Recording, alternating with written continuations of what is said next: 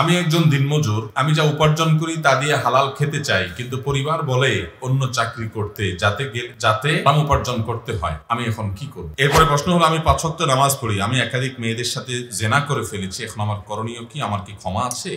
আমি একজন যুবক, আমি রাস্তাঘাটে চলার পথে আমার চোখ নিচু রাখতে পারি না, আমি আমাকে নিয়ন্ত্রণ করতে পারছি না। আল্লাহর শপথ, আমি এই পাপ থেকে বাঁচতে চাই। ঘরে যদি অনেকগুলো কোরআন থাকে তাহলে কি সবগুলো পড়তে হবে নাকি একটা পড়লেই চলবে? আমি পর্নোগ্রাফিতে আসক্ত, মাঝে মধ্যে নামাজ পড়ি, এই পর্নোগ্রাফি থেকে বাঁচার উপায় কি? ইমাম সাহেবের খানা মহল্লার সবার ঘর বাড়ি থেকে আসে, মহল্লার অধিকাংশ লোক সুদ খায়, ইমাম সাহেবের দোয়া কবুল হবে কি? রাস্তার পাশে সরকারি গাছ থেকে ফল খাওয়া জায়েজ আছে কিনা? যাকাতের নিসাবের স্বর্ণ রূপার ভিন্ন মূল্য হওয়াতে আমরা কোনটিকে নিসাব হিসেবে ধরে নিব? কসরের নামাজ নিয়ে প্রায় বিড়ম্বনায় পড়তে হয়, অনুগ্রহ করে এরপরে বিস্তারিত বলবেন। অলিদের কারামত সম্পর্কে ইসলাম কি বলে? বর্তমানে আমরা বেশিরভাগ যুবক মোবাইলের আসক্তির মধ্যে জড়িত, এর থেকে বাঁচার উপায়? যদি কেউ নিজ বাড়ি থেকে দূরে বাসা নিয়ে থাকে এবং কোনো উপলক্ষে বাড়ি বা শ্বশুর বাড়ি আসে, তাহলে তাকে কসরের নামাজ পড়তে হবে কি? কসরের ক্ষেত্রে মহিলারা নিজ বাড়ি বলতে কোনটাকে বোঝাবে? কোন নির্বাচনের প্রার্থী যদি তার মার্কায় ভোট দেওয়ার জন্য আমাকে টাকা দেয় এবং আমি যদি তাকেই ভোট দেই, তাহলে সেই টাকা হালাল হবে কিনা? বিড়াল ক্রয় বিক্রয় করা জায়েজ আছে কিনা? আমার পিতামাতা জীবিত থাকা অবস্থায় বুঝ না থাকায় তাদের সাথে জঘন্যতম বেয়াদবি করেছি, এখন আমার বুঝ এসেছে কিন্তু তারা দুনিয়াতে বেঁচে নেই, আমার মাফের কি কোনো সুযোগ আছে? মাশাআল্লাহ ভাই, চমৎকার একটি প্রশ্ন। আমরা অনেক ভাইরা আছি, এই হতভাগ্যের জায়গায় আমরা চলে গেছি যে বাবা মা জীবিত, তাদেরকে আমরা কদর করি নাই, তাদের না কদরই করেছি, আল্লাহ তাআলা নিয়ে গেছেন। ভাইরা আমার, এই সম্পদটা যতদিন আছে বেঁচে, এই বট গাছগুলোর কদর করবেন ভাই। অনেক ভাইরা আছেন মনে করেন, না বাপ মা তো আমাকে তেমন কোনো সাপোর্ট দেয় না, তাদের দ্বারা তেমন কোনো উপকার আসে না। ভাইরা আমার, কিচ্ছুর দরকার নাই, আল্লাহর কসম করে বলছি, আপনার বাবা আপনার মা আপনার কোনো উপকার করেন না, কিচ্ছু করেন না, বরং আপনাকে ডিস্টার্ব করেন, আপনার কাছে মনে হয় কিচ্ছুর দরকার নেই। এই বট গাছটা শুধু যদি বেঁচে থাকে, শুধু টিকে থাকে আপনার মাথার উপরে, তো আল্লাহর জমিনের সবচেয়ে বড় নেয়ামত আপনার কাছে এখনো আছে। এটা হারানোর আগ পর্যন্ত টের পাবেন না ভাই। যারা হারাই ফেলছে তাদের কাছে গিয়ে বসেন, তাদের দিলের হাহা ব্যথা এটা অনুভব করার চেষ্টা করেন ভাই। আমি আমার বাবাকে হারাইছি, আমি বুঝি আমি কি হারিয়েছি। এখনো প্রায় সময়, অনেক দিন হয়ে গেছে, দীর্ঘ 4 মাস হয়ে গেছে, এখনো যখনই মনে পড়ে অস্থির হয়ে পড়ি, নিজেকে নিয়ন্ত্রণ করা অনেক কঠিন হয়ে যায়।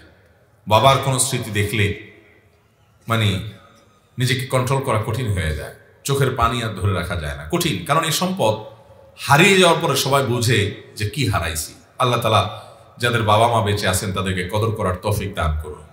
বাবা মার সামনে কখনো জোরে কথা বলবেন না ভাই, কখনো না, কোনো দিন জোরে কথা বলবেন না ভাই। বাবা মার ঋণ এটা কোনোদিন শোধ করা যায় না। নিজের গায়ের চামড়া দিয়ে যদি বাবাকে মাকে জুতা বানায় দেন, আপনার নিজের শরীরের চামড়া দিয়ে যদি জুতা বানায় দেন আপনার বাপ মাকে, ঋণ শোধ হবে না ভাই। এই ঋণ শোধ করা যায় না, আপনি চাইলেও পারবেন না ঋণ শোধ করতে। একজন সাহাবী এক ব্যক্তিকে দেখলেন তার মাকে পিঠের উপর নিয়ে তওয়াফ করতেছেন। হজে যারা গেছে তারা জানেন নিজের শরীর নিয়ে হজ করা কত কষ্টের কাজ। সেখানে একজন বৃদ্ধ মানুষকে কাঁধের উপরে নিয়ে আরাফাত, মিনা, মুজদালিফা, তওয়াফ, সাই এগুলো করা যে কত কষ্টের, এটা যারা হজ করছেন তারা জানেন। তো একজন লোক এরকম কষ্ট করতে করতে তার ভিতরে এক ধরনের আত্মতৃপ্তি আসছে যে আমি তো আমার মায়ের হক মনে হয় আদায় করে ফেলছি, যে মা আমাকে গর্ভে ধারণ করেছেন, দুগ্ধ দান করেছেন, আমি মনে হয় হক আদায় করে ফেলেছি। তখন তিনি ওই সাহাবীকে জিজ্ঞাসা করলেন, আমি আমার মার হক আদায় করছি না? কি বলো, এত কষ্ট করছি আমি? উনি বলছেন, জি না, তুমি এরপরও তোমার মায়ের হক যেভাবে আদায় করা দরকার তার সবকিছু আদায় করে সমান সমান করে দিয়েছে। এটা হয় নাই, সম্ভব না এটা। নিজের স্ত্রী যখন সন্তান সম্ভবা হয়, এটা জিজ্ঞেস করে দেখেন কষ্টটা কি। আরে ভাই, স্ত্রীকে জিজ্ঞেস করার দরকার নাই। আপনার পেটের সাথে 3 কেজি 4 কেজি ওজনের পাথর, ইট, এটা পেটের সাথে একটু ঝুলায় রেখে 1 সপ্তাহ একটু হাঁটা চলা করেন, শুয়ে দেখেন, ঘুমায় দেখেন কেমন লাগে। আমার কথা বোঝেন নাই? একটা ইট সুন্দর করে প্যাকেট করে পেটের সাথে ঝুলাইয়া, বেশি না, মাত্র 7 দিন বাজারে ঘাটে চলাফেরা, ঘুম, গোসল, খাওয়া দাওয়া সবকিছু করেন, দেখেন কেমন লাগে। ভাইরা আমার, 10 মাস যে গর্ভধারণ করে, স্বয়ং আল্লাহ তাআলা কোরআনে বলছেন হামালাতহু উম্মুহু কুরহা ওয়া ওয়াদাআতহু কুরহা। মানুষের মা তাকে অনেক কষ্ট করে গর্ভধারণ করে। আল্লাহ বলছেন কষ্ট করে গর্ভধারণ করে, আল্লাহ জানেন, এবং গর্ভ খালাস করেন, সন্তানকে জন্ম দেন যখন, অনেক কষ্ট হয় ভাই। এই কষ্ট জীবনে কোনোদিন আমরা কল্পনা করতে পারবো না। এরপরে তো দুগ্ধদানের কষ্ট আছে ভাই। আমরা যারা বাবা, বাচ্চারা একবারে বেশি 2বার ডিস্টার্ব করলে ধমক একটা বেশি 5টা দিয়ে দিই। আর মা অনেক মা আছে দেখবেন ঘুম পাগল মা, কিন্তু বাচ্চা যখন একটু মা করে উঠে, একটু আওয়াজ দিয়ে উঠে, ঘুম পাগল মাটা পর্যন্ত ঘুম থেকে জেগে যায়। ভাই, মা বাপের ঋণ কোনোদিন শোধ করা যায় না। খবরদার, অনেক যুবক ভাইরা আছেন, অনেক ছোট বাচ্চা আছে। আজকে সকালে আমার বাসায় এক ভদ্রলোক তার ছোট ছেলেকে নিয়ে আসছে, এরকম একটা ছোট ছেলে, কত আমার 7-8 বছর বয়স হবে। যিনি নিয়ে আসছেন তিনি বাচ্চাটার নানা হন। নানা তার নাতিকে নিয়ে এসে আমাকে বলতেছে, ওকে একটু নসিহত করেন, ওর জন্য একটু দোয়া করে দেন, কারণ ওর মার সাথে বেয়াদবি করে।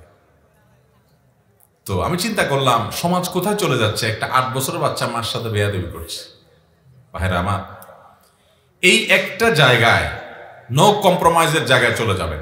নিজের স্ত্রী বলেন, বন্ধু বান্ধব বলেন, সবার সাথে, যে আমার মা বাবা, তো এখানে কোনো কম্প্রোমাইজ নাই। মা বাবা একদিকে, সারা পৃথিবী একদিকে, সারা দুনিয়া একদিকে, আমার মা বাবা একদিকে।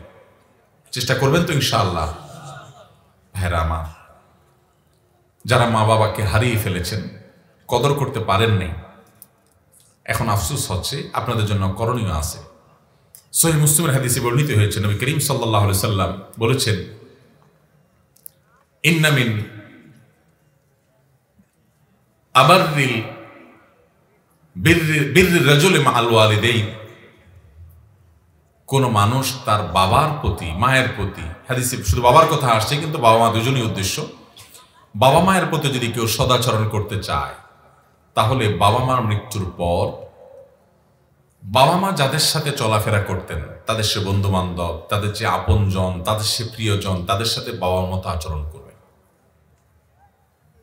যেমন আপনার বাবার একজন বন্ধু ছিলেন, তার সাথে উনি অনেক বন্ধুত্ব ছিল, আপনি তাকে বাবার মতো সম্মান করবেন। আপনার মা বান্ধবী ছিল, আপনার এক খালার সাথে তার খুব সম্পর্ক ছিল, আপনি অন্য খালার চাইতে ওই খালাকে একটু বেশি কেয়ার করবেন, কারণ মায়ের বান্ধবী। কথাকে বুঝাতে পারছি? সেই সাথে আল্লাহর কাছে চোখের পানি ফেলে দোয়া করবেন, আল্লাহ আমার বাবাকে, আমার মাকে আপনি মাগফিরাত নসিব করেন। খুব দোয়া করবেন, চেষ্টা করবেন তো ইনশাআল্লাহ। আল্লাহ তাআলা আমাদেরকে এই নেয়ামতকে সময় থাকতে কদর করার তৌফিক দান করুন। এরপরে প্রশ্ন হলো, আমি 5 ওয়াক্ত নামাজ পড়ি, আমি একাধিক মেয়েদের সাথে জেনা করে ফেলেছি, এখন আমার করণীয় কি? আমার কি ক্ষমা আছে? ভাইরা আমার, জেনার অপরাধ সম্পর্কে আল্লাহ রাব্বুল আলামিন কোরআনে কারিমে বলেছেন, যারা শিরক, জেনা এবং মানুষ হত্যার অপরাধগুলো করে ফেলে, বিশেষ করে জেনার কথা, এরপরে যদি সে তওবা করে, তওবা মানে কি? সে অন্যায় থেকে ফিরে আসছে, আর কোনোদিন ওইটার ধারে কাছে যায় নাই, সংকল্প করছে আর কোনোদিন করবে না, পাক্কা প্রতিজ্ঞা করে যদি সে ফিরে আসে, আল্লাহ রাব্বুল আলামিন তাকে ক্ষমা করেন। শুধু ক্ষমা নয়, কোনো কোনো ক্ষেত্রে শর্ত সাপেক্ষে ওই ব্যক্তির অপরাধকে মাফ তো করেনি, ওই জায়গায় সওয়াব দিয়ে আল্লাহ তাআলা পরিপূর্ণ করে দেন। আমাদের অনেক ভাই আছেন এ ব্যাপারে হেজিটেশনে ভোগেন, এ ব্যাপারে ডিপ্রেশনে ভোগেন, যে আমি একটু গুনাহ করছি, আল্লাহ আমাকে মাফ করবে। মনে রাখবেন, মানুষকে নিরাশ করা হলো শয়তানের বড় ধান্দা। সে আপনাকে নিরাশ করে ফেলবে। শয়তানের কাজ কি জানেন? বলবে যে, আরে কোন মুখে আল্লাহর কাছে মাপ চাইবি? তো তোর কি মাপ চাওয়ার মুখ আছে? এত আকাম করছস, থাক, চালায় যা। হাসতেছেন? এটাই বাস্তবতা, এটাই বাস্তবতা। মদিনা এয়ারপোর্টে আমাকে একলে ব্যক্তি ধরছে এরকম একটা প্রশ্নের জন্য। দেখা হয়েছে হঠাৎ করে এয়ারপোর্টে, বলো যে ভাই অমুক গুনাহ করার পর আমি শুনছি যে এটা আল্লাহ মাফ করবেন না। আমি গুনাহটা ছেড়ে দিয়েছিলাম, কিন্তু পরে মদ খাইতেন উনি, বলেন যে আমি এখন আবার শুরু করছি, শুনছি যে মাফ হবে না। এটা শয়তান করে ভাই। এই জন্য আল্লাহ তাআলার কাছে ক্ষমা নাই এমন কোন অপরাধ। আরে ভাই, শিরক করার পরও যদি কেউ তওবা করে, মাফ হবে কি হবে না? হবে। তাহলে জেনা করলে মাফ হবে না কেন? তবে হ্যাঁ, তওবাটা তওবার মতো হইতে হবে। শুধু মুখে আস্তাগফিরুল্লাহ বললে হবে না, ওই অপরাধের রাস্তা থেকে চিরকালের জন্য বেরিয়ে আসতে হবে। ওর ধারে কাছে আর যাওয়া যাবে, আল্লাহ তাআলা অবশ্যই মাফ করবেন ইনশাআল্লাহ। আমি একজন যুবক, আমি রাস্তাঘাটে চলার চলার পথে আমার চোখ নিচু রাখতে পারি না, আমি আমাকে নিয়ন্ত্রণ করতে পারছি না, আল্লাহর শপথ আমি এই পাপ থেকে বাঁচতে চাই। আলহামদুলিল্লাহ, এই প্রশ্নগুলো সম্প্রতি অনেক বেশি পরিমাণে পাচ্ছি। আমার খুব ভালো লাগে যে আমাদের যুবক ভাইরা হারাম থেকে বাঁচার জন্য সংকল্প করছেন। ওলামা একরামের কাউন্সিলিং এর মাধ্যমে আল্লাহর ভয়ে তারা আল্লাহর পথে ফিরে আসার চেষ্টা করছেন। ভাইরা, আল্লাহ তাআলা কোরআনে বলেছেন, ওয়াল্লাযীনা জাহাদু ফিনা লানাহদিয়ান্নাহুম সুবুলানা। আল্লাহ বলেছেন, যারা আমার পথে আসার চেষ্টা করবে, হারাম ছেড়ে হালালে পথে আসার চেষ্টা করবে, এই মানুষগুলোকে আল্লাহ বলেছেন লানাহদিয়ান্নাহুম সুবুলানা, অবশ্যই অবশ্যই অবশ্যই, লামে তাকিদ নুনে তাকিদ সাকিলা, তিনবার অবশ্যই হবে, তিনবার, অর্থাৎ তিন ধরনের গুরুত্ব আল্লাহ তাআলা আরোপ করে বলেছেন অবশ্যই অবশ্যই অবশ্যই আমি তাকে আমার দিকে আসার একটা নয়, সুবুলানা সাবিলের বহু বচন, বহু পথ দেখাবো। যেটা আল্লাহর দিকে আসতে চাইবে আল্লাহ তাকে বহু পথ দেখাবেন। আপনার কাজ হলো শুরুটা করা এবং আল্লাহর কাছে সারেন্ডার করা, চোখের পানি ফেলা। চোখের গুনাহ থেকে বাঁচতে পারছেন না, প্রথম কাজ হলো যেই জায়গায় গেলে চোখের গুনাহ হয় ওই জায়গায় যাবেন না। ফেসবুক থেকে বাঁচতে পারছেন না, অ্যাপই ডিলিট করে ফেলেন, একটু হিম্মত করেন। অথবা যেসব পেজ আইডি থেকে বাজে জিনিস আছে এগুলো সব আনফলো করে ফেলেন। সেই সাথে যেই জায়গা গেলে, আপনি স্কুলে গেলে চোখের জেনা হয় আপনি জানেন, আপনার কলেজে গেলে আপনি জানেন, তাহলে বের হওয়ার আগে নিজেকে চ্যালেঞ্জ দেন যে আজকে যাতে কোনো চোখের গুনাহ না হয়, আমি চেষ্টা করব। বের হওয়ার আগে প্ল্যান করে বের হন, দেখবেন অনেকখানি বাঁচা সহজ হবে ইনশাআল্লাহ। এরপরে যদি হয়ে যায় আল্লাহর কাছে মাপ চান, পরের দিন আরো টাইট হন। এভাবে আপনি কসরত করতে করতে একটা সময় দেখবেন যে গুনাহ থেকে বাঁচা সহজ হয়েছে। নাম্বার 3, বিয়ে শাদী করার মতো সামর্থ্য থাকলে দ্রুততার সাথে বিয়ে করে ফেলান। এবং সেই সাথে 4 নম্বর, আল্লাহর কাছে খুব দোয়া করেন। ভাইরা আমার, চতুর্দিকে ফিতনার যে আয়োজন চলছে, এই ফিতনা থেকে বেঁচে থেকে নিজেকে জান্নাতের পথে ধরে রাখা অনেক কঠিন। এজন্য আল্লাহর কাছে পানা চান, আল্লাহুম্মা ইন্নী আউযু বিকা মিনাল ফিতানি মা যাহারা মিনহা ওয়া মা বাতান। আল্লাহ প্রকাশ্য প্রকাশ্য সব ধরনের ফিতনা থেকে আপনার কাছে পানা চাই। আল্লাহ আমাদের সবাইকে হেফাজত থাকার তৌফিক দান করুন। বিড়াল ক্রয় বিক্রয় করা জায়েজ আছে কিনা? বিড়াল ক্রয় বিক্রয় করা সম্পর্কে একটা হাদিস আবু দাউদ, তিরমিজি, নাসাই সহ বিভিন্ন কিতাবে বর্ণিত হয়েছে। হাদিসের ভাষ্য হলো, কুকুর এবং বিড়াল এগুলো কেনা বেচা করা যাবে না। এগুলোর কেনা বেচা করলে তার যে বিক্রয় মূল্য সেটা খাওয়া যাবে না, এই মর্মে একটা হাদিস পাওয়া যায়। কিন্তু এই হাদিসকে মুহাদ্দিসিন ওলামা ইকরামের অনেকেই এর সনদকে দুর্বল সূত্রে বর্ণিত বলেছেন, যার কারণে এটার উপরে ভিত্তি করে বিড়াল কেনা বেচা করাকে নাজায়েজ বলেন না জমহুর উলামা ইকরাম। বেশিরভাগ উলামা ইকরামের মত হলো বিড়াল কেনা বেচা করা যাবে। যে হাদিসে নিষেধাজ্ঞা আছে সেটি বিশুদ্ধতার মানদণ্ডে উত্তীর্ণ নয়, প্রথম কথা। দ্বিতীয় কথা হলো, যদি নিষিদ্ধতার সে হাদিসকে সহি ধরেও হয়, তারপরেও সেটা মাকরু তানজিহি ধরা হবে বা অনুত্তম ধরা হবে। বিশেষ করে হয়তো এই জন্য বলা হয়েছে যে এটার মতো একটা সাধারণ জিনিস আবার কেনা বেচা হয়, কিন্তু যখন এটার পিছনে মানুষ পরিশ্রম করবে, অর্থ ব্যয় করবে, বিশেষ করে আজকাল যে সমস্ত বিড়াল পাওয়া যায়, দেখা যায় এগুলোতে অনেক প্রশিক্ষিত, অনেক উন্নত জাতের, অনেক পয়সা খরচ হয়। এমনকি যে কুকুরগুলো পাওয়া যায় অনেক সময় পাহারাদারের জন্য, শখের বশে পালন করে তো জায়েজ না ওইভাবে, কিন্তু পাহারাদারের জন্য প্রশিক্ষিত কুকুর পাওয়া যায়। তো এগুলোকে প্রশিক্ষণের জন্য, তারপরে উন্নত জাতের, তাদেরকে খাবার ইত্যাদি কারণে অনেক পয়সা খরচ হয়, এগুলো কেনাবেচা করা জায়েজ হবে ইনশাআল্লাহ। ঘরে যদি অনেকগুলো কোরআন থাকে তাহলে কি সবগুলো পড়তে হবে নাকি একটা পড়লেই চলবে? ভাই, কোরআন অনেকগুলো আছে, সবগুলোই ঘুরে ঘুরে পড়তে হবে এমন কোনো বাধ্যবাধকতা নেই। নিয়মিত কোরআনটা একটু একটু করে পড়বেন, এটা হলো মূল বিষয়। তবে আল্লাহর কালামের ভালোবাসা থেকে যে কোরআনটা পড়া হচ্ছে না অনেকদিন, একটু পড়ি, সেটা করতে পারলে ভালো, কিন্তু এটা কোনো জরুরি না। আর এর চাইতে জরুরি হলো কোরআনের কথা অনুযায়ী আমল করবেন। কোরআন একটা একটা করে ঘেটে সবগুলোই তেলাওয়াত করছেন, একটাতেও যা বলা আছে সেটা আমল করছেন না, তাহলে এটার কোনো মানে হতে পারে না। ইসলামের তেজ্যপুত্র করার কোনো বিধান আছে কিনা? অনেক সন্তানকে বাবা মা তেজ্যপুত্র করে, যে আমার কথা শুনে ওরা তেজ্যপুত্র করে দিলাম। ইসলামে সন্তানকে তেজ্যপুত্র করার কোনো সিস্টেম নাই। আমি পর্নোগ্রাফিতে আসক্ত, মাঝে মধ্যে নামাজ পড়ি, এই পর্নোগ্রাফি থেকে বাঁচার উপায় কি? যে প্রশ্নগুলো আমাদের কাছে সবচেয়ে বেশি আসে, 4-5টা প্রশ্ন আছে, সব জায়গায় আসে প্রায়, এর মধ্যে এইটা একটা প্রশ্ন যে আমাদের যুবক ভাইয়েরা পর্নোগ্রাফির আসক্তি থেকে, মাস্টারবেশন থেকে বাঁচতে চাচ্ছেন এবং পর্নোগ্রাফি থেকে বাঁচতে চাচ্ছেন, গোপন গুনাহে আক্রান্ত।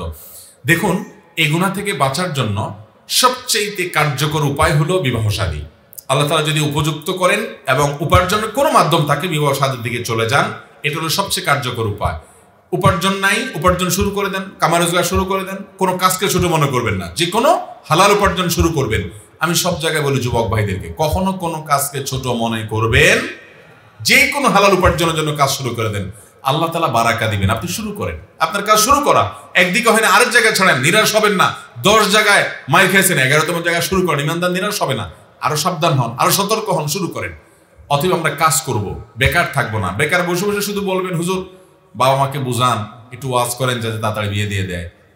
এটা কেমন কথা ভাই?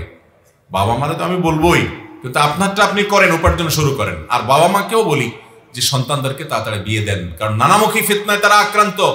সিনিয়র যারা আছেন, বয়স্ক মুরব্বী যারা আছেন, 50-60 বছর বয়স, আপনারা জানেন না দুনিয়া কোথায়, আপনারা জানেন না আপনার ছেলে মেয়েদের সামনে কত ফিতনা। আপনাদের আমলে ফেসবুক ইউটিউব এত ছিল না। আমি সব জায়গায় বলি, আমাদের মুরব্বীরা যারা বাপ চাচার বয়সী আছেন, খবর নিয়ে দেখেন, এরা সবাই 20 বছরের কমে বিয়ে করছে, কারণ তাদের বাপেরা অল্প বয়সে বিয়ে করে দিচ্ছে। এখন ছেলেকে বলে পায়ের উপরে দাঁড়াও, পায়ের উপরে দাঁড়াও, 30 পার করে দেয়, ছেলেদের বিয়ে দেয় না। আরে বাবা, আপনাকে এত আগে বিয়ে করতে বলছে কি? আপনি আরো পরে করলেও চলতো, আপনার আমলে এত ফিতনা ছিল না। এখন যুবকদের সামনে বহুমুখী ফিতনা আছে। অতএব এই গোপন গুনাহ থেকে বাঁচার জন্য বিয়ের কোনো বিকল্প নাই। 1 নাম্বার 2, যথাসম্ভব যে ডিভাইস, যে জায়গা থেকে হারাম জিনিস আসে, ওইটা থেকে আপনি একেবারে বিচ্ছিন্ন হয়ে যান। আপনি কথার কথা স্মার্টফোনের কারণে এই ডিভাইসে, এই অপরাধে আপনি আসক্ত, আপনি স্মার্টফোনটা 6 মাসের জন্য ত্যাগ করেন। এটা একটা ফর্মুলা, 6 মাসের জন্য। 6 মাসের জন্য এই ডিভাইসটা বিক্রি করে দেন, কাউকে দিয়ে দেন। একটা বাটনওয়ালা ফোন নেন, যেটাতে নেট ফেট কিছু আসবে না, বিজিটি চলবে না। আপনি এভাবে যদি 6 মাস নিজেকে নিয়ন্ত্রণ করতে পারবেন, ইনশাআল্লাহ এই অভ্যাস আপনার দূর হয়ে যাবে একসাথে। 6 মাসে একটা কোর্স নেন, একটু হিম্মত তো করতে হবে। রোগ হবে, ওষুধটাও খাইতে চাইবেন না কষ্ট করে, তাহলে ভালো হবে কোত্থেকে? অন্তত ওষুধটা খান, ওষুধ আমি দিলাম। 6 মাস এই স্মার্টফোন থেকে দূরে থাকেন, দেখবেন ঠিক হয়ে গেছে। বলবেন হুজুর স্মার্টফোন ছাড়া বাঁচবো না, ঠেলা পড়লে সবই বাঁচে। পুলিশে ধরে যদি কয়টা মাইক দিয়া লকারে ঢুকাই দেয়, লকআপে ঢুকাই দেয়, তখন পারবেন না? সবই পারবেন। এই জন্য হিম্মত করতে হবে যে আমি স্মার্টফোন ব্যবহার করব না 6টা মাসের জন্য। এর সাথে আল্লাহ তাআলার কাছে ইস্তেগফার এবং দোয়া করবেন, নির্জনতা পরিহার করবেন, কারণ এগুলো নির্জনতা অনেক বেশি হয়। আল্লাহ তাআলা আমাদেরকে বাঁচার তৌফিক দান করুন। সাবেক ঈদগাহ বর্তমানে পরিত্যক্ত জায়গায়, এখানে কি খেলার মাঠ বানানো যাবে? যদি ঈদগাহ হিসাবে কেউ দান করে থাকে, তাহলে ওটা ঈদগাহই থাকবে, ওইটাকে পরিবর্তন করা যাবে না। তবে ঈদগাহের মধ্যে ঈদগাহ বানানোর পাশাপাশি, ঈদের নামাজ তো হবেই, পাশাপাশি যুবক ছেলেরা যদি হালাল পদ্ধতিতে শরিয়া সম্মত কোনো খেলা খেলে, সেখানে কোনো জুয়া না থাকে, সতর উন্মুক্তকরণ না থাকে, তাহলে এটা জায়েজ হতে পারে। নবী করিম সাল্লাল্লাহু আলাইহি সাল্লামের মসজিদে নববীতে ইথিওপিয়ান সাহাবীরা তারা খেলাধুলা করতে নবী সাল্লাল্লাহু আলাইহি সাল্লাম পারমিশন দিয়েছেন। অতএব ঈদগাহে যদি খেলাধুলা হয়, ধরেন কোনো ফুটবল খেলা হলো, ক্রিকেট খেলা হলো, ব্যাডমিন্টন খেলা হলো, কিন্তু সতর উন্মুক্ত হয় নাই, সেখানে হারাম কিছু নাই, মিউজিকের ব্যবহার নাই, সেখানে জুয়া নাই পারস্পরিক, জাস্ট শারীরিক কসরতের উদ্দেশ্যে তারা করলো, সামান্য বিনোদনের উদ্দেশ্যে করলো, এটা জায়েজ হতে পারে। কিন্তু ঈদগাহটাকে ঈদগাহ থেকে পরিবর্তন করে পরিপূর্ণই আপনি একেবারে একটা মাঠে পরিণত করলে পেলেন, খেলার মাঠ, ওখানে ঈদের নামাজই হবে না, এটা জায়েজ হবে না। বিশেষ করে জায়গাটা যদি কেউ ঈদগাহের জন্য দান করে থাকে, এটা পরিবর্তন করার ইখতিয়ার কারোর নাই। প্রথম প্রশ্ন, ইমাম সাহেবের খানা মহল্লার সবার ঘর বাড়ি থেকে আসে, মহল্লার অধিকাংশ লোক সুদ খায়, ইমাম সাহেবের দোয়া কবুল হবে কি? ইমাম সাহেব ওয়াজ করেন, হারাম ঘরের দোয়া কবুল হয় না, এবার ইমাম সাহেবই ধরে বসছেন আপনারা যে সেই যদি হারাম খায় তার দোয়া কবুল হবে কিনা? দরকারি প্রশ্ন ভাই। আহা, ইমাম সাহেব বা উলামা একরাম এর কর্তব্য হলো তারা মানুষকে হারাম থেকে বিরত থাকার নির্দেশ শুধু দিবে তা নয়, তারা হারামকে সর্বতভাবে বর্জন করবেন। এবং সেজন্য মসজিদের বিভিন্ন বাসাবাড়ি থেকে যদি খাবার আসে, ইমাম সাহেব তিনি যথাসম্ভব জানার চেষ্টা করবেন তাদের উপার্জন কি, এবং হারাম হলে সেই খানা বর্জন করবেন বিনয়ের সাথে, কৌশলে, যেভাবে পারেন। আর তার চেয়ে আগের কর্তব্য মসজিদ কর্তৃপক্ষের যে তাদের ইমাম সাহেবের দোয়াটা অন্তত কবুল হোক। সবই যদি হারাম খোর হইয়া দোয়া টোয়া কবুলের রাস্তা সব বন্ধ হয়ে যায়, একটা লোকরে দিয়ে একটু দোয়া করাবেন বা তার কাছে দোয়া চাইবেন, এই দোয়া চাওয়ার রাস্তাটাও যদি শেষ হয়ে যায়, তাহলে যাবেন কোন দিকে? অন্তত ইমাম সাহেবকে অন্তত পাপমুক্ত, হারাম খাবার মুক্ত রাখেন। সেজন্য কর্তৃপক্ষের উচিত হালাল খোর দেখে দেখে তাদের বাসায় খানা দেওয়া, হারাম খোরদের বাসায় ইমাম সাহেবের খানা না দেওয়া। মুশকিল হলো হালাল খোরের চাইতে এখন হারাম খোরের সংখ্যা অনেক। আবার হালাল খোরদের টিফিন পার্টিতে এত ভালো কিছু হুজুরে দিতে পারে না বেচারারা।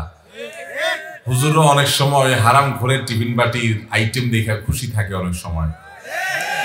আল্লাহ তাআলা আমাদের সবাইকে হেদায়েতের তৌফিক নসিব করুন।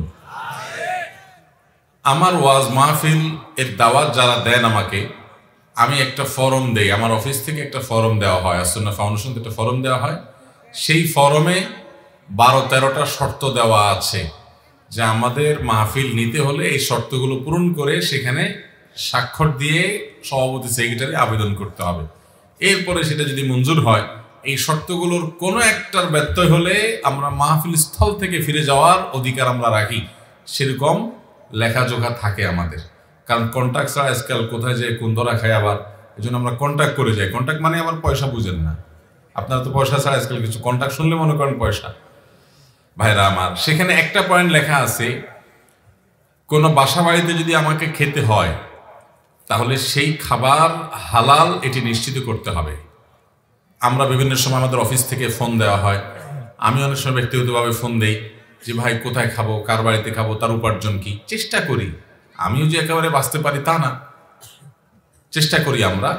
এরকম ইমাম সাহেবদের চেষ্টা করতে হবে, মসজিদ কমিটির লোকদের চেষ্টা করতে হবে। মুশকিল হলো কমিটির লোক বেচারা কি চেষ্টা করবে। বেশিরভাগ কমিটিতে যারা আছেন, ভালো মানুষ তো অনেকে আছে, কিছু লোক আছে আল্লাহর বান্দারা নিজেরাই হালাল হারামের বাজ বিচার মনে করে সারা জীবন গুনাহ অপরাধ পাপ যা করছি না করছি, এবার একটু মসজিদ কমিটিতে ঢুকে আল্লাহর ঘরের খেদমত করে টোরে যদি সব কাটাকাটি হয়ে যায়, ভাইরা আমার, এটা ভুল।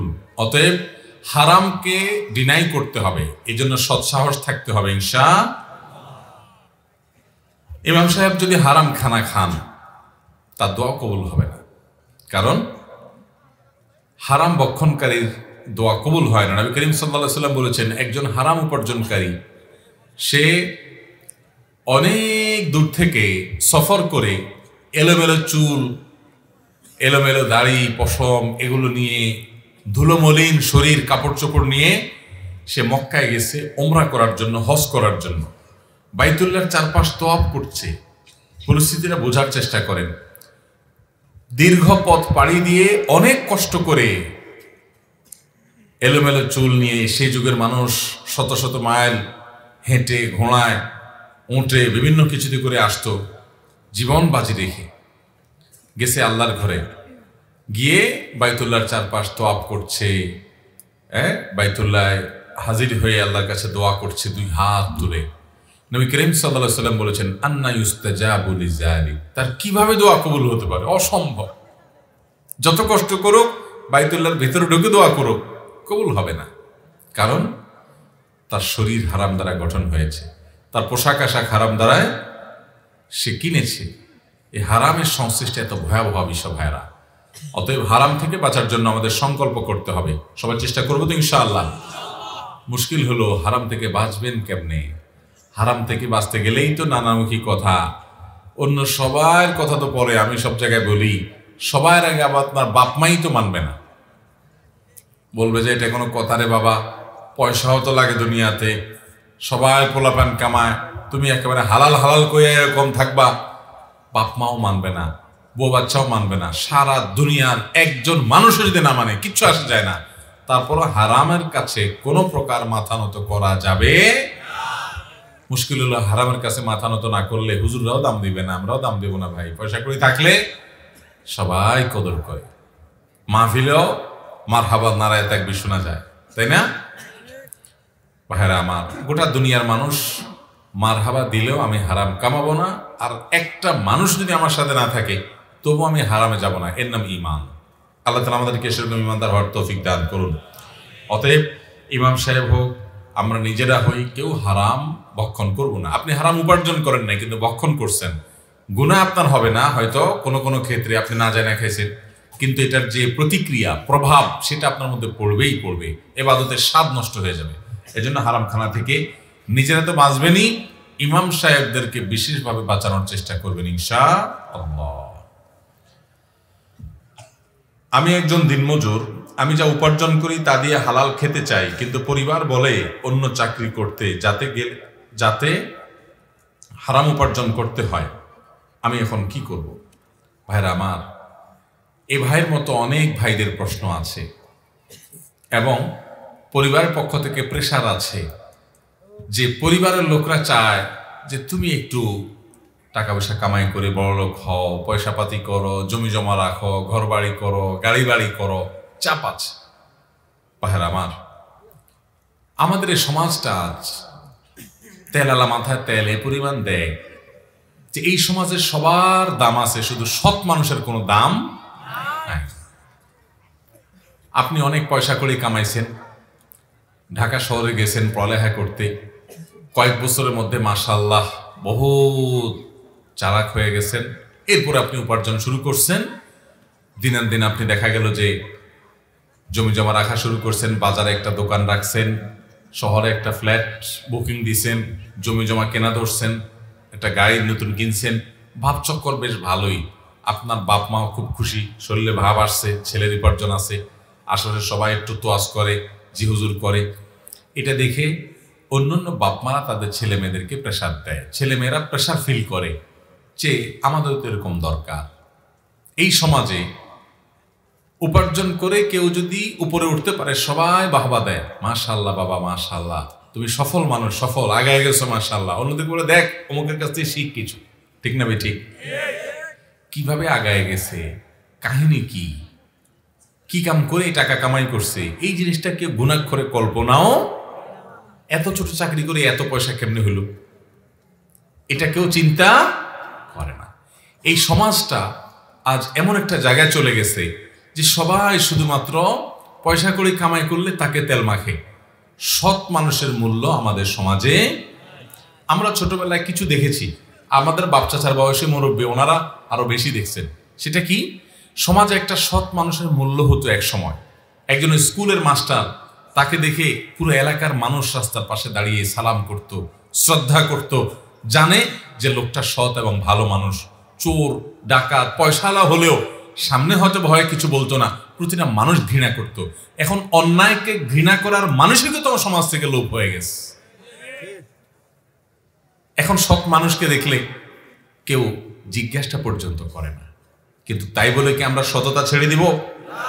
ভাইরা আমার, আমি সবসময় বলার চেষ্টা করি, বিশেষ করে আমাদের তরুণ ভাইদেরকে, যুবক ভাইদেরকে, এই সমাজের বেশিরভাগ মানুষ চুরি ডাকাতি, 2 নম্বরে ছেঁচড়ামি, দুর্নীতি, এগুলোর আশ্রয় নিয়ে আঙ্গুল ফেলে কলা গাছ হয়। প্রায় সবাই চান্স পাইলে সবাই চেষ্টা করে যে 2 টাকা থেকে 10 টাকা কিভাবে করব, 2 নম্বর পথে হলেও সে চেষ্টা করে।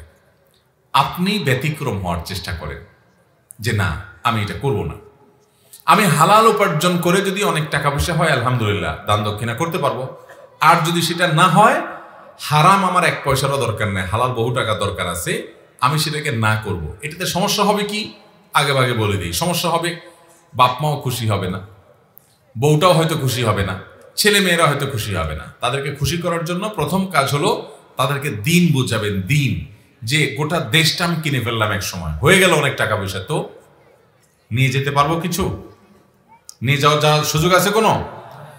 কাফনের যে কাপড়, এই কাফনের কাপড়ে কোনো পকেট আছে? তার মানে কিছু নিয়ে যাওয়ারও সুযোগ নাই। কার জন্য করব? আমি 2 নম্বর পথে টাকা কামাই করে রেখে যাব, ছেলে মেয়ে নাতিপুতিরা ভাবচক্র নিয়ে চলাফেরা করবে, আর ফেরেশতা মুগুর মারবে আমাকে। এর চাইতে বেকুব এবং নির্বোধ আল্লাহর জমিনে আরেকটা হতে পারে?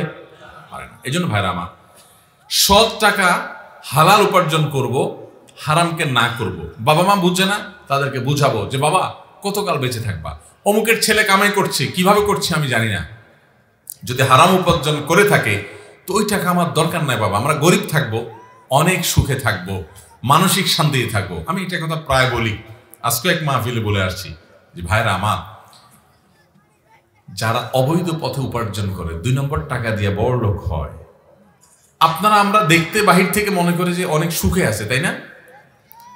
বিশ্বাস করুন, দুঃখের সাগরে তারা হাবুডুবু খেতে থাকে। দুঃখটা কিসের? দুঃখটা হলো মাহফিলে হুজুর বলে যে অমুক হাজী সাহেব 50,000 টাকা দিছেন, বলেন নারায়ে তাকবীর, শ্রোতারা বলে আল্লাহু আকবার, বলেন মারহাবা, সবাই বলে মারহাবা। ওই বেচারা, সে তো জানে সে কোত্থেকে টাকা কামাই করছে, সে যে টিন চুরি, গম চুরি, সে যে দুর্নীতি, সে যে 2 নাম্বারি, সে যে মানুষের হক মেরে মানুষের রক্ত চুষে কামাই করছে, দিন শেষে সে তো জানে। এই জন্য তার ভেতরে অপরাধের একটা অদৃশ্য জ্বালা আছে, ওই জ্বালাটা তাকে জ্বালাতে থাকে। সে জানে যে মানুষ আমাকে অনেক বাহবা দিচ্ছে, দিন শেষে আমি যে চোর, আমি যে দুর্নীতিবাজ, আমি যে রক্ত চুষা, আমি যে হারামখোর, এটা তো আমি জানি। মনে রাখবেন, আপনি যে কোনো অপরাধ করার পর অপরাধের একটা জ্বালা আছে, অপরাধের একটা, কেউ টের পায় নাই, কেউ জানে নাই, কিন্তু আপনি তো জানেন। আপনি নিজে জানার কারণে আপনার ভেতর থেকে একটা অস্থিরতা কাজ করবে যে আমি চুরি করে আসছি, আমি জেনা করছি, আমি খারাপ কাজ করছি, এটা একটা জ্বালা আছে। ওই লোকের যতই মানুষ হাজি সাহেব বলুক আর অমুক সাহেব তমুক সাহেব বলুক, লোকটা তার ভেতরকার কষ্টের কারণে অস্থির পড়তে থাকে। আর এর বিপরীতে একজন মানুষ গরিব, আমি ঢাকা শহরে এরকম অনেক সরকারি কর্মকর্তা রিটায়ার্ড করছেন, এরকম সরকারি কর্মকর্তাকে জানি, যার ছোট্ট একটা কোনো রকম কুড়ের ঘরের মতো করে টিন শেড আছে, এটাতে তিনি থাকেন। আমি এরকম অনেকের বাসায়, এখন সময় হয় না, একসময় যাইতাম, চা খাইতাম, বসতাম, গল্প করতাম, বোঝার চেষ্টা করতাম তাদেরকে।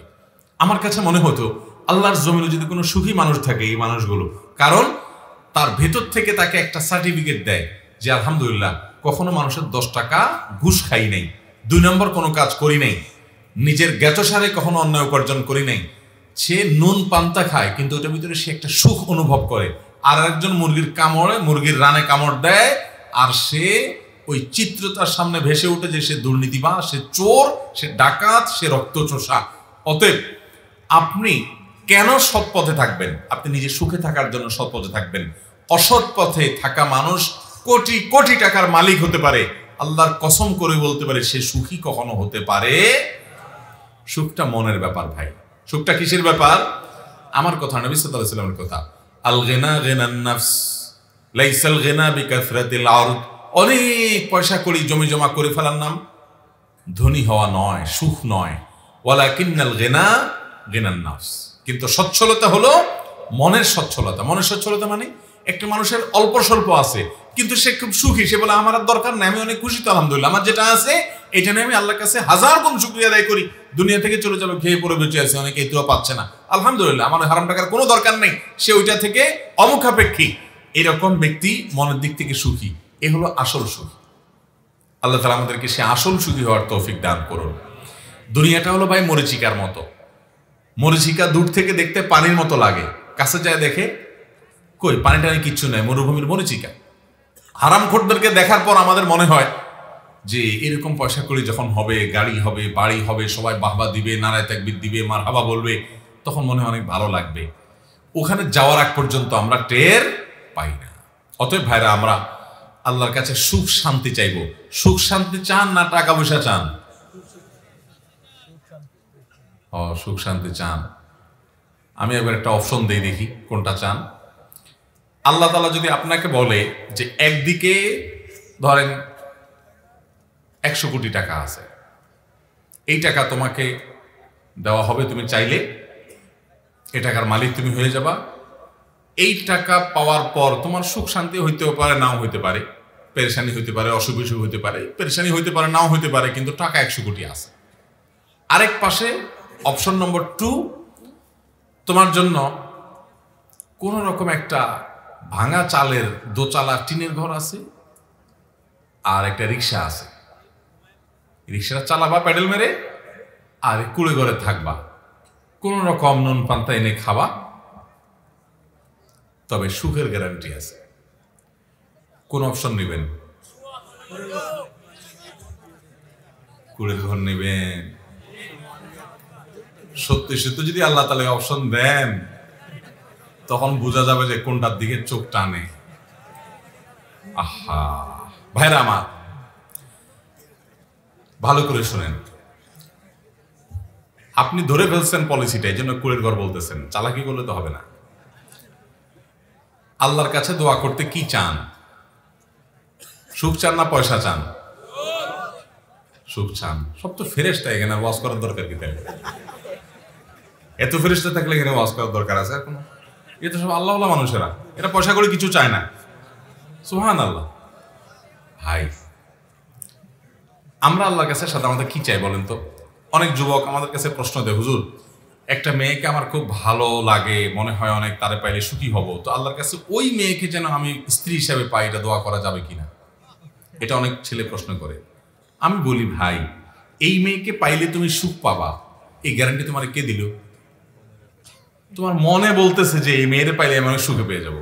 এই মেয়েটা পাওয়ার পর তোমার জীবনটা জীবন্ত জাহান্নাম হয়ে যাবে না, এইটা তোমাকে নিশ্চিত করলো কে? হতে পারে কি পারে না?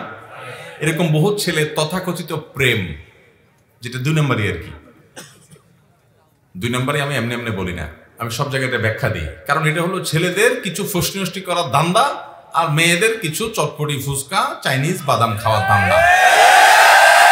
নাম দিছেন প্রেম, সবাই না, কিছু মুখলিস আছে, এখলাসের সাথে এই হারাম কাম করে। এখলাসের সাথে করে মানে আবার হুজুররা করে, এটা চিন্তা করেন না। এখলাসের সাথে করে মানে হলো ও হয়তো বাদাম ফুচকা খাওয়ার ধান্দা নাই, ওর হয়তো অন্য কোনো ধান্দা আছে, সেজন্য সে হয়তো করে। কিন্তু বেশিরভাগই বা সাধারণত এই দেখেন, এই তথাকথিত অবৈধ যে সম্পর্কগুলো হয় বিবাহ বিরোধী, এগুলো বিয়ে পর্যন্ত কয়টা টিকে বলেন তো? আমি সব জায়গায় বলি, সম্পর্ক করে অন্য মেয়েদের সাথে, 2টা 3টা 4টার সাথে। এদিকে হুজুরদেরকে এসে কানে কানে চা পানি খাওয়ায় বলে, হুজুর একটা মহিলা মাদ্রাসার পর্দানসীন মেয়ে দেখেন আমার জন্য। মেয়েরা তো বুঝে না, ধরা খায় এই বদমাইশের কাছে।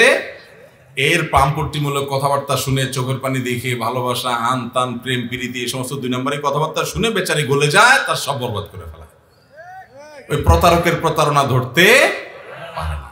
ভাইরা আমার, তো যেটা বলছিলাম যে আমরা অনেক সময় মনে করি যে অমুকরে পাইলে আমি সুখী হয়ে যাব। আচ্ছা, যতজনে এই বিবাহ বহির্ভূত প্রেম, প্রেম শব্দ বলতে আমার খারাপ লাগে, কারণ প্রেম তো হবে স্বামী স্ত্রীর মধ্যে। 2 নম্বর জায়গায় কিসের প্রেম আবার?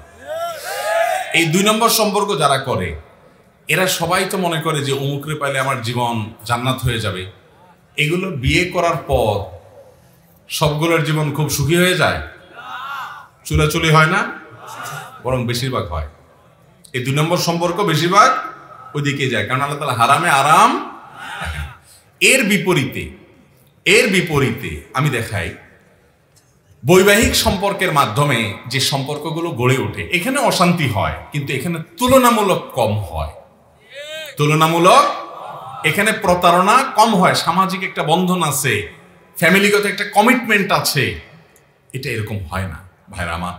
ঠিক একইভাবে আল্লাহ তাআলার কাছে আমরা সুখ চাইবো নাকি টাকা চাইবো? একটা কথা আমি সবসময় বলি, আপনি সুখ তো চাইবেন, কিন্তু আল্লাহর কাছে বলেন, আল্লাহ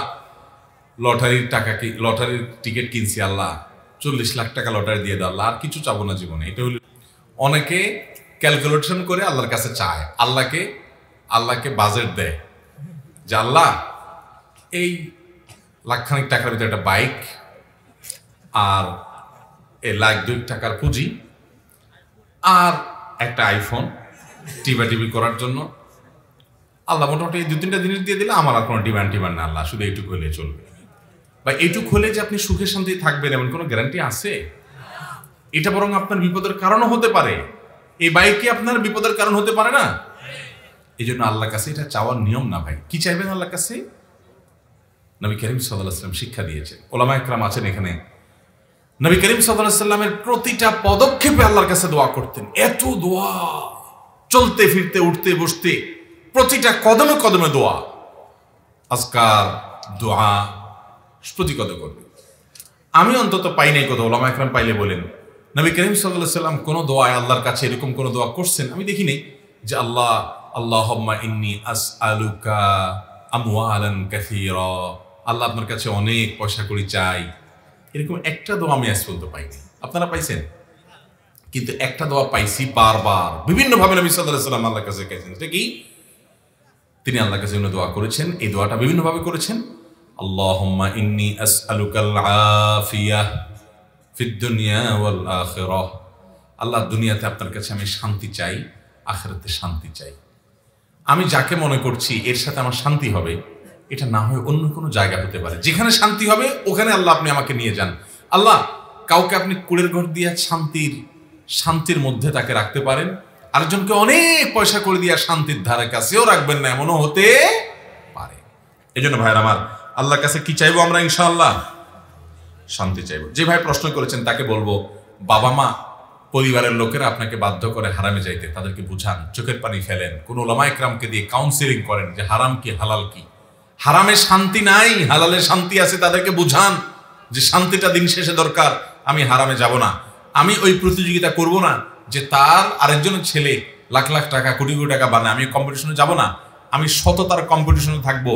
লাখ লাখ টাকা বানানো কুলি চামারেও পারে, আরে এটা তো হাজার হাজার ছেলে মেয়েরাই করে, সৎ সবাই থাকতে পারে না, আমি সৎ থাকবো ইনশাআল্লাহ। আমাদেরকে সৎ থাকার তৌফিক দান করুন।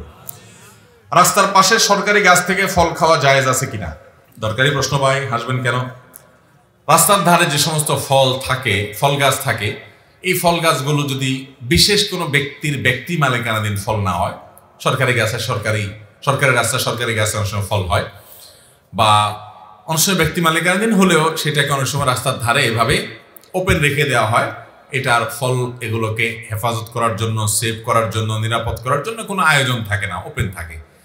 তো বিশেষ করে সরকারি জায়গায়, সরকারি রাস্তার পাশে যে ফলমূল থাকে এগুলো খাওয়া জায়েজ আছে, এগুলো চাইলে কেউ খেতে পারেন, যেহেতু এগুলোকে সংরক্ষণের কোনো ব্যবস্থা করা হয় নাই, এর মানে এটা ওপেন, এটা উন্মুক্ত আছে, এটা চাইলে কেউ খাইতে পারে। একটা হাদিসে নবী করিম সাল্লাল্লাহু আলাইহি ওয়াসাল্লাম বলেছেন, কেউ যদি কোনো ফলের বাগানে যায় সে সেখানে খেতে পারবে, কারণ তখনকার সমাজে বাগানে গেলে খাওয়ার পারমিশন সবাইকে দিত, এখনো আছে অনেক দেশে পৃথিবীতে, যে ওখানে ঢুকলে খেতে পারেন, কিন্তু সে অনেকগুলো ভরে নিয়ে আসবে এই সুযোগ নাই, এই অনুমোদন দেওয়া হয় না।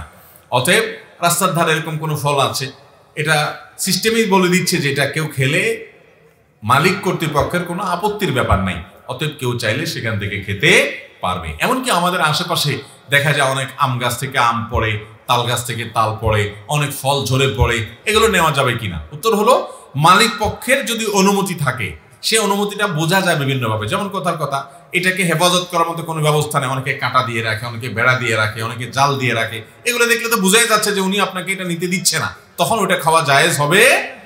কিন্তু যদি দেখেন যে না, এরকম কোনো সেফটি সিস্টেম উনি রাখেন নাই, তার মানে তিনি এটা পারমিশন দিয়ে রাখছেন, আপনি সেটা খেতে পারবেন ইনশাআল্লাহ। যাকাতের নিসাবের স্বর্ণ রূপার ভিন্ন মূল্য হওয়াতে আমরা কোনটিকে নিসাব হিসেবে ধরে নিব? যাকাত স্বর্ণ এবং রূপা দুইটার ভিন্ন ভিন্ন পরিমাণ আছে। রূপা হলে 85 গ্রাম অথবা 7.5 ভরি, স্বর্ণ হলে 85 গ্রাম অথবা 7.5 ভরি, আর রূপা হলে 52.5 তোলা কিংবা 595 গ্রাম, একই কথা। তো রূপা হলে 595 গ্রাম, স্বর্ণ হলে 85 গ্রাম, আর তোলার হিসাব করলে রূপা হলে 52.5 তোলা আর স্বর্ণ হলে 7.5 তোলা। এর সমপরিমাণ সম্পদের মালিক হলে তারপরে যাকাত ফরজ। এখন কথা হলো, রূপা আর স্বর্ণের সাথে তো মিল নেই, টাকার বেশ কম অনেক বেশি, মূল্যের বেশ কম অনেক বেশি।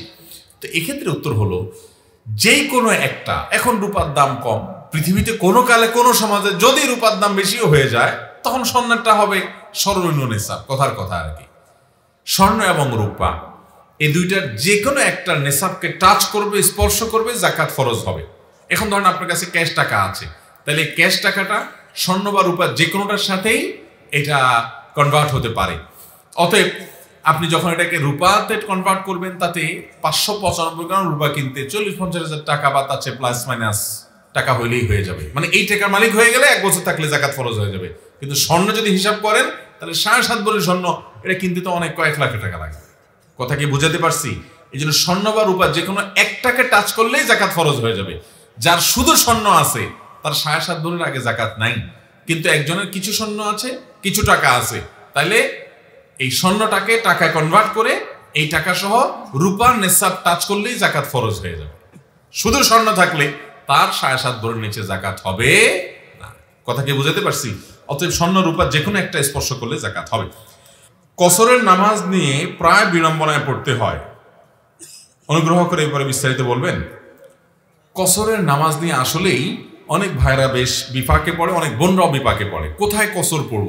বিশেষ করে আজকালকার যুগে মানুষের কয়েকটা করে ঠিকানা, ঢাকায় থাকে চাকরির সুবাদে, গ্রামে তার নিজের বাড়ি, আবার দেখা যায় বাচ্চা কাচ্চার পড়ালেখার কারণে তাদেরকে চট্টগ্রামে রাখছে, এরকম কয়েকটা ঠিকানা হয় কি হয় না? কোথায় পুরো নামাজ পড়বে আর কোথায় কসর করবে? মহিলাদের জন্য একটা বড় ঝামেলার জায়গা যে বাপের বাড়ি তো নিজের বাপের বাড়ি নিজের বাড়ি ছিল এক সময়, এখন সে বাপের বাড়িতে বেড়াতে গেলে সেটা সফরের দূরত্ব হলে সেখানে কসর পড়বে না পুরো নামাজ পড়বে। জামাইয়ের শ্বশুর বাড়িতে গেলে জামাই আদর পায়, সেখানে কি কসর করবে না পুরো পড়বে? এরকম অনেকগুলো প্রশ্ন আসে। এই সব প্রশ্নের একটা মৌলিক উত্তর দিয়ে রাখি, সেটা হলো মানুষের দুই ধরনের বাড়ি আছে। কয় ধরনের বাড়ি আছে? দুই ধরনের ঠিকানা হয় মানুষের।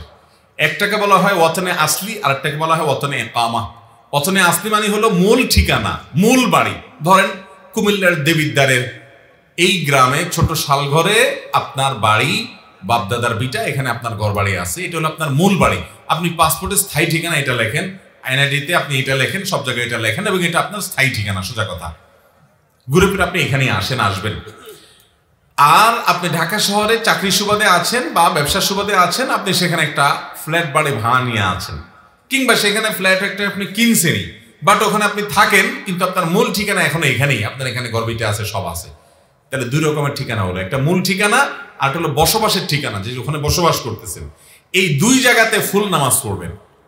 মূল ঠিকানাতেও ফুল নামাজ পড়বেন, বসবাসের ঠিকানাতেও ফুল নামাজ পড়বেন। একজন সৌদি আরবে থাকেন, কাতারে থাকেন, দুবাইতে থাকেন, পৃথিবীর কোনো দেশে থাকেন, চাকরি সুবাদে গেছেন, সেখানে কাজ করেন, তো সেখানে আপনার একটা থাকার রুম আছে, কক্ষ আছে, আপনি সেখানে আসেন, সেটা আপনার বসবাসের ঠিকানা, ওয়াতনে ইকামা। ওখানে আপনি পুরো নামাজ পড়বেন, কারণ সেখানে আপনি মুসাফির না, আপনি সেখানে বসবাস করতেছেন রীতিমতো। এখন আবার যখন দেশে আসবেন, নিজের বাড়িতে, গ্রামে ছুটিতে আসছেন, তারপরও আপনি সেখানে পুরো নামাজ পড়বেন আপনার গ্রামে আসলে, কারণ এটা আপনার মূল ঠিকানা। কারণ মানুষের মূল ঠিকানা, বসবাসের ঠিকানা, এই দুই জায়গায় কি করতে হয়? পুরো নামাজ পড়তে হয়। বসবাসের ঠিকানাও না, মূল ঠিকানাও না, এরকম যদি হয় সেখানে কসর আপনি পড়বেন, যদি সফরের দূরত্ব হয়। এখন অনেকের আছে দুইটা তিনটা করে ঠিকানা, যেমন বললাম ঢাকায় চাকরি করেন, সেজন্য আপনি মেসে থাকেন, ওইটা আপনার একটা ঠিকানা, সেখানে দীর্ঘদিন আপনি বসবাসই করতেছেন রীতিমতো। তাহলে সেখানে আপনি বসবাস করেন, যেহেতু আপনার একটা রুম আছে ভাড়া নেওয়া, আপনি সেটা মাসে মাসে ভাড়া দেন, থাকেন, তার কোনো থাকার জায়গা আছে, ওখানে পুরো নামাজ পড়বেন। আবার গ্রামের বাড়িতে আপনার মূল ঠিকানা, সেখানে আপনি পুরো নামাজ পড়বেন। আবার আপনার স্ত্রী, সন্তান, পরিবার চট্টগ্রামে থাকে, আপনি তাদের কাছে বেড়াতে যান, কিন্তু আপনার ফ্যামিলি সেখানে থাকে, তারা পড়াশোনার জন্য হয়তো থাকে, কথার কথা বা অন্য কোনো কাজে থাকে, তারা ওখানে বসবাস করে রীতিমতো নিয়মিত, তাহলে সেখানে আপনি পুরো নামাজ পড়বেন। একটা মানুষের মূল ঠিকানা বা বসবাসের ঠিকানা একাধিক বসবাসের ঠিকানা হতে পারে, সে এখানে কিছুদিন বসবাস করে, ওখানে একদিন বসবাস করে, সব জায়গায় পুরো নামাজ সে পড়বে। কথাকে বুঝাতে পারছি? তাহলে মূল ঠিকানা, বসবাসের ঠিকানা। বসবাসের ঠিকানা মানে আপনি কোথাও চাকরি সুবাদে গেছেন, সেখানে ভাড়া নিছেন একটা রুম, একটা ফ্ল্যাট, আপনি সেখানে থাকেন সব সময়, এটা বসবাসের ঠিকানা, এখানে পুরো নামাজ হবে। আর মূল ঠিকানা যে সেখানে পুরো নামাজ হবে। মূল ঠিকানা যে পরিবর্তন হয়, অনেকে গ্রাম থেকে ঢাকা শহর গিয়া জমি কিনে, বাড়ি করে, ফ্ল্যাট করে, ওইটাকে স্থায়ী ঠিকানা হিসাবে কাগজে কলমে, পেপারে, আপনার পাসপোর্টে, এনআইডিতে সবকিছুতে দিয়ে দেন। গ্রামে তার আসলে তেমন কিছু আর নাই, বাপদাদার ভিটা আছে, ভাগযোগ হয়ে গেছে, তার অংশ বিক্রি করে নিয়ে গেছে, কিংবা দিয়ে দিছে, তার কোনো এখানে থাকার ব্যবস্থা নেই। এটা কিন্তু তার মূল ঠিকানা আর থাকে না, কারণ মূল ঠিকানা পরিবর্তন হয়ে গেছে, সে এখানে আর সন্তান, ছেলে মেয়ে কখনো ব্যাক করবে এরকম কোনো চিন্তা ভাবনাও তার মাথায় আর নাই। তাহলে মূল ঠিকানা এটা আর থাকলো না, বিশেষ করে যখন ভাগযোগ হয়ে যায় তখন শেষ, এখানে সে আসলে এখন মুসাফির থাকবে। আর মহিলারা বিয়ের পর স্বামীর বাড়ি, স্বামীর সাথে বসবাস করছেন, ওইটাই তার মূল ঠিকানা। এখন বাবার বাড়িতে তিনি গেস্ট, বাবার বাড়িতে তিনি কি মেহমান। এই জন্য মহিলারা বাবার বাড়ি যদি সফরের দূরত্বে হয় আর 2-4 দিনের জন্য মেহমান হিসেবে বেড়াতে যায়, তিনি সেখানে কসর নামাজ পড়বেন। যদি এমন হয় কোনো মহিলার বাবার বাড়িতে তার থাকার ঠিকানা আছে, তার থাকার কক্ষ আছে, এবং তার রুম আছে, এমনকি অনেকে আছে ঘর জামাই থাকে, বাচ্চাকে জেনে সেখানে থাকে, তাহলে তিনি সেখানকার বসত বাড়ি, এটাও তার একটা ঠিকানা, সেই হিসাবে তিনি পুরো নামাজ পড়বেন। বাকি বাংলাদেশের 99% মহিলাদের এরকম না, বরং বাবার বাড়িতে তিনি ভাইদের মেহমান হয়ে, মা বাবার কাছে মেহমান হয়ে যান, এই অবস্থায় তিনি সেখানে কসরের নামাজ পড়বেন, পুরো নামাজ পড়বেন না। কথা কি বুঝাতে পারছি? আর অনেক প্রশ্ন থাকতে পারে, আমি মৌলিক শুধু চিত্রটা তুলে ধরার চেষ্টা করলাম। ওলিদের কারামাত সম্পর্কে ইসলাম কি বলে? কারামাতুল আউলিয়া এ হাক্কুন, আল্লাহ তাআলার নেককার বান্দা, আল্লাহ তাআলার খাঁটি বান্দা, তাদের কারামত, অলৌকিকত্ব, এটা আহলে সুন্নাত জামায়াতের বিশ্বাস অনুযায়ী সত্য। আহলে সুন্নাহ ওয়াল জামায়াত এর আকীদা হলো, আল্লাহর কোন নেককার বান্দা তিনি যদি নিজেকে ইমানদার দাবি করেন এবং নেকামল করেন, ভালো কাজ করেন, হক হালালি চলাফেরা করেন, এই লোকটার মাধ্যমে যদি কোনো আশ্চর্যজনক কিছু ঘটে, এটা হতে পারে সত্য, এটা মিথ্যা নয়, বা শয়তানের দ্বারা এটা হয় নাই, এটা আল্লাহ তাআলা তার সম্মান বৃদ্ধি করেছেন, আল্লাহই ঘটিয়েছেন, এটা তার কন্ট্রোল না যে তিনি ঘটাইছেন, কিন্তু আল্লাহ তাকে সম্মানিত করেছেন, তার মাধ্যমে অলৌকিক কিছু ঘটছে। আরেকটা হলো মুজিজা, এটা হলো নবী এবং রাসূলের যারা দাবি করেন তাদের মাধ্যমে আল্লাহ অলৌকিক কিছু ঘটাইলে, আশ্চর্যজনক কিছু ঘটাইলে সেটা হলো মুজিজা। আর আল্লাহর নেককার বান্দার দ্বারা এরকম কিছু হতে পারে, এটা কিন্তু আল্লাহর নেককার বান্দাদের হাতে না, যে তারা চাইলেই কারামতি করতে পারে। এটা কে ঘটান? আল্লাহ ঘটান। অনেক সময় কারামতের নাম দিয়া মুখরোচক গল্প, ঠুনকো গল্প, সব বানায়া বানায়া গল্প বলা হয়, তো এটা গুনাহের কথা। বাকি এমনিতে আল্লাহ তাআলা নেককার বান্দাদের দ্বারা অলৌকিক কিছু হওয়াটা অস্বাভাবিক নয়। বর্তমানে আমরা বেশিরভাগ যুবক মোবাইলের আসক্তির মধ্যে জড়িত। এর থেকে বাঁচার উপায় কি? ভাইরা আমার, মোবাইল ফোন বর্তমান যুগে বহু সম্ভাবনার দুয়ার যেরকম খুলেছে, অনেক ধ্বংসের দুয়ারও এই মোবাইল ফোনের কারণে আমাদের জন্য খুলেছে। যারা মোবাইল ফোনকে কন্ট্রোল করতে পারেন না, এই মোবাইল আপনি ব্যবহার করছেন না, মোবাইলে আপনাকে ব্যবহার করছে, আপনি ডাইরেক্ট হয়ে গেছেন। অনেকে ডাইরেক্ট হয়ে গেছি না আমরা? ডাইরেক্ট হওয়া বুঝেন? মনে করেন মোবাইলটা হাতে আছে, স্ক্রল করতেছেন যাচ্ছেন, মনে হয় কিছু হারায় গেছে। ঘন্টায় ঘন্টা আপনি স্ক্রল করতে নিচের দিকে যাচ্ছেন, কি হাতাইতেছেন নিজেও জানেন না। এটা বলে ডাইরেক্ট হয়ে যাওয়া। এই ডাইরেক্ট হয়ে যাওয়ার কারণে পড়াশোনা ধ্বংস হয়, নামাজে মনোযোগ থাকে না, বাবা মার অবাধ্য হয়ে যায়। একটা গল্প আমি প্রায় সময় বলি, কোথায় যেন পাইছি গল্পটা। একটা যুবক সারাদিন শুধু বাসায় গেলে মোবাইল টিপে, সারাদিন মোবাইল টিপে, মায়ের দিকে বাবার দিকে একটু মহব্বতের সাথে তাকায়ও না। একবার সে বাসায় মোবাইল টিপছে খুব সিরিয়াস, বন্ধুদের সাথে ফেটিং করতেছে। সে অনেক সামাজিক মানুষ, কারণ বন্ধু বান্ধবদের রিপ্লাই দেয়, কিন্তু মায়ের দিকে তাকানোর টাইম নেই। হঠাৎ করে মোবাইলটা ধপাস করে রেখে মায়ের দিকে তাকায় আসে, নির্মল এবং পরিষ্কার একটা হাসি দিয়ে দিছে। তার হাসি দেখে মা অবাক হয়ে বলতেছে, কি ব্যাপার বাবা, কতদিন হয়েছে তোমার এরকম একটা হাসি দেখলাম না, এত সুন্দর করে হাসি দিলে কাহিনী কি? বলে, মা মোবাইলের চার্জ শেষ হয়ে গেছে। চার্জ যদি শেষ না হইতো তাহলে তোমার দিকে তাকানোর টাইম ছিল আমার? যেহেতু মোবাইলে আতাইতে চার্জ শেষ, কি আর করবো এখন, তাকে হেসে দিলাম তোমার দিকে। এ হলো আমাদের যুবক ভাইদের চরিত্র। ভাইরা আমার, এই মোবাইল, আমি একটা কথা বলি, এর ভার বহন করা দুনিয়াতে অনেক সহজ হলেও আখেরাতে এর দায়ভার বহন করা অনেক কঠিন হতে পারে। এটা বহু মানুষকে জাহান্নামে নিয়ে যাওয়ার জন্য কারণ হবে। আসুন, মোবাইল যেন আমাদেরকে ব্যবহার না করে, মোবাইলকে আমরা ব্যবহার করি, কন্ট্রোল করি, নিয়ন্ত্রণ করি, যেমনি সেমনি এটা হাতাহাতি অপ্রয়োজনে না করি। যারা স্মার্টফোন ব্যবহার করতে করতে নেশাগ্রস্ত হয়ে গেছেন, নেশাখোরের মতো, এটা ছাড়া বাঁচেন না। ঘুম থেকে উঠছেন, তাও হাতায় মোবাইলটাই আগে নেন, মানে একটা সেকেন্ড সময় পাইছেন, মোবাইলটা হাতায় শুধু ওই ফেসবুক খোলেন, ওই আপনি টিকটক খোলেন, ওই আপনি হোয়াটসঅ্যাপ খোলেন, ইউটিউব খোলেন। নেশা হয়ে গেছে। ভাইরা, নেশা থেকে বাঁচতে পারছেন না? ওই যে আমার সেম পলিসি বলে দিছি, মাস্টারবেশন থেকে বাঁচার জন্য, পর্নোগ্রাফি থেকে বাঁচার জন্য, যেটা আপনি 6 মাসের জন্য এই ফোনটা বিক্রি করে ফেলে একটা বাটনওয়ালা ফোনে চলে যান।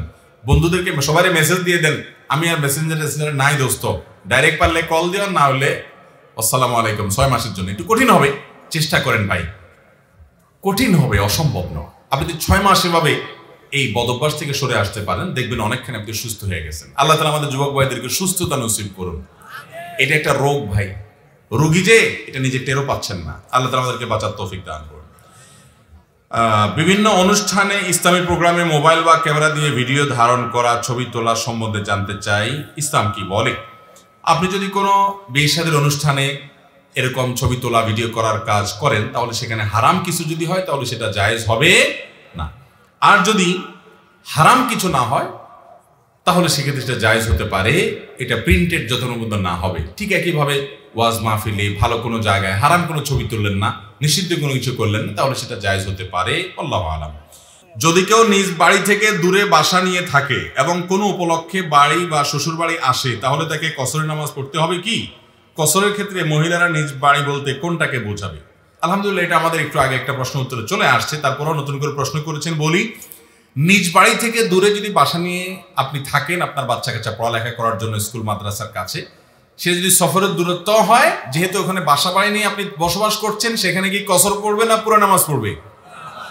একটু আগে আপনারা মাসালার উত্তর জানছেন। ওই যে পলিসি বলে দিছি, মূল ঠিকানা আর স্থায়ী ঠিকানা এবং বর্তমান ঠিকানা, অর্থাৎ যেখানে আপনি বসবাস করছেন, উভয় ঠিকানাতে কি হবে? পুরো নামাজ হবে। অতএব ওখানে পুরো নামাজ পড়বেন আপনি। আর মহিলারা বিয়ের পর স্বামীর অধীনে, স্বামীর বাড়িটা তার বাড়ি, ওইটাই তার স্থায়ী ঠিকানা। বিধায় বাবার বাড়িতে আসে তারা গেস্ট বা মেহমান হিসাবে কসর করবেন। যদি বাবার বাড়িতে তিনি ঘরজামাই থাকেন স্বামীকে নিয়ে, সন্তানদেরকে নিয়ে, অথবা এখানে তার থাকার আলাদা বন্দোবস্ত থাকে, সেটা তার নিয়ন্ত্রণে, তাহলে সেক্ষেত্রে তিনি পুরো নামাজ পড়বেন। এটা হাজারে একজন মহিলারও আছে কিনা সন্দেহ। কোন নির্বাচনের প্রার্থী যদি তার মার্কায় ভোট দেওয়ার জন্য আমাকে টাকা দেয় এবং আমি যদি তাকেই ভোট দেই, তাহলে সেই টাকা হালাল হবে কিনা? একটা সৎ মানুষ পাওয়া গেছে যে প্রার্থীর কাছ থেকে টাকা নিয়ে ইমানদারি রক্ষা করছে, ভোটটা তাদের দিছে, বেঈমানি করে নাই। হ্যাঁ, কিয়ামতের আগে সততার যে কত রকমের সংজ্ঞা হবে একমাত্র আল্লাহ ভালো জানে। কে যেন বলেছিলেন যে কিয়ামতের আগে সৎ মানুষের একটা সংজ্ঞা একটা সময় এরকম হবে যে একটা লোক ঘুষ খায়, এটা কোনো ব্যাপার না, ব্যাপার হবে কি ঘুষ খেয়ে সে কাজটা করে।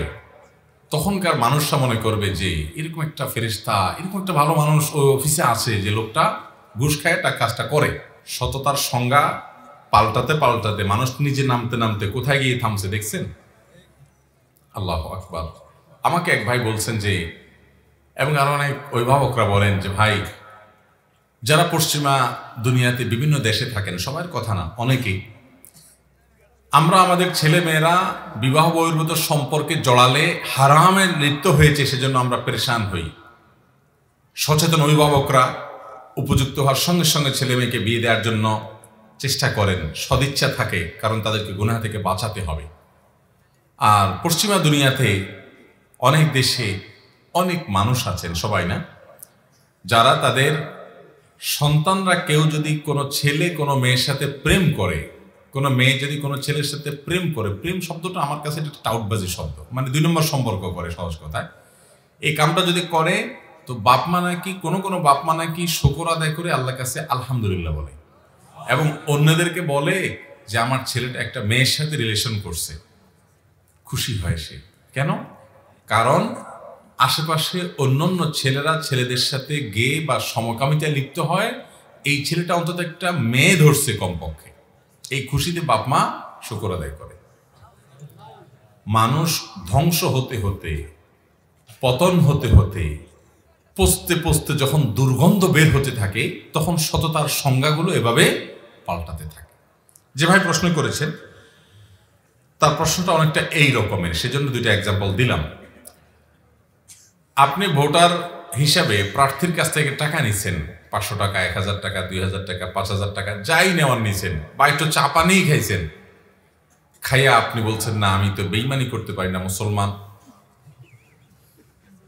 অতএব আপনি ভোটটা ওই মার্কায় দিলেন, যে টাকা দিল বেচারা, ভোটটা মার্কাতেই দিলাম। তাহলে আপনি একটা গুনাহ করলেন, এবং এর কারণে আপনি যে নিজেকে খুব সৎ মনে করতেছেন, এটা মনে করার কোনো কারণ নেই, কারণ প্রার্থীর কাছ থেকে টাকা নেওয়াটাই আপনার জন্য গুনাহ, না জায়েজ। প্রার্থী টাকা দিলে সেটা নেওয়া যাবে। কেন নেওয়া যাবে না? কারণ ভোট দেওয়া মানে ওই লোকটাকে উপযুক্ত বা ভালো মানুষ এ কথার সাক্ষ্য দেওয়া, যে আমি সাক্ষ্য দিচ্ছি এই মার্কা, এই প্রতীক নিয়ে যিনি দাঁড়িয়েছেন, এই লোকটা আমাদের এই এলাকার এই পদে বসার উঠার উপযুক্ত ব্যক্তি, এই মর্মে আমি সাক্ষী দিচ্ছি, এই বলে আপনি সিল মারতেছেন। ভোট দেওয়া মানে সাক্ষ্য দেওয়া। তো সাক্ষ্য দেওয়ার বিনিময় গ্রহণ করা যায়, এটা আপনি করতে পারেন না, এটা জায়েজ না। আপনাকে যদি সে দেয় সেটা উৎকোচ হবে। যদি কেউ উপযুক্ত হয় তার পক্ষে সাক্ষ্য আপনি এমনিই দিতে হবে আপনাকে, মিথ্যা সাক্ষ্য আপনি দিতে পারবেন না, শাহাদাতুজ জুর কবিরা গুনাহ। তাহলে তার পক্ষে যদি আপনার এমনি অবস্থান নিতে হয়, যদি সে উপযুক্ত হয়, তাহলে সেক্ষেত্রে আপনি সেখানে টাকা নেবেন কেন? এটা জায়েজ নেই। আর যদি সে উপযুক্ত না হয়, তাহলে টাকা নিয়ে তাকে দিলেন আপনি ঈমান রক্ষা করতে গিয়া, অথচ সে উপযুক্ত না, তাহলে অজাগায় সাক্ষ্য দিয়া মিথ্যা সাক্ষ্য দিলেন আপনি, যেটা কবিরা গুনাহ, শাহাদাতুজ জুর, যে উপযুক্ত না, আপনি ভোট দিয়ে বললেন হ্যাঁ উপযুক্ত, তাহলে আপনি মিথ্যা কথা বললেন, মিথ্যা সাক্ষ্য দিলেন, এই ব্যক্তিকে সার্টিফিকেট দিলেন, কারণ গুনাহ হবে। ভাইরা আমার, ইমানদারের প্রত্যেকটা জিনিসের হিসাব হবে, প্রতিটা জিনিস হয় নেক আমলের পাল্লা উঠবে, আর না হলে বদামলের পাল্লায় উঠবে।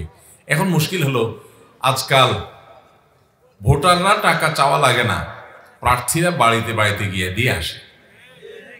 ওইটা না নিলে বরং আবার ফেসাদ আছে। ঠিক না? পরে আদবোর জায়গায় নাও থাকতে পারে, যে টাকা দিতে গেলাম নিল না কেন, তাইলে এটা মনে আমার দলের না, এটা মনে ওই মার্কা ভোট দিবে। এরকম প্রার্থীরা মনে করে কি করে না? প্রার্থীদেরকে সুন্দর করে বুঝাই দিবেন, প্রার্থী ভাই আমি মুসলমান হিসাবে জেনেছি এটা জায়েজ নেই, হালাল না, সেজন্য আমি এটা নেব না, ভোট আমি চোখ বন্ধ করে উপযোগী দিব, আপনি কোনো টেনশন করবেন না। যদি দেখেন যে না মাইদুর খাওয়ার ভয় আছে, হাত পা হারানোর ভয় আছে, দিনকাল যা, তাতে যদি ভয় হয় তাহলে নিজের জান বাঁচানোর জন্য হলে টাকাটা নিতে পারেন, যে টাকা না নিলে আমার বিপদ আছে, কিন্তু এটা খাবেন না, গরিব দুঃখীকে দান করে দিবেন সওয়াবের নিয়ত ছাড়া। কথা কি বুঝাতে পারছি? আল্লাহ তাআলা আমাদেরকে হক হালালি এবং সততার পথে চলার তৌফিক দান করুন।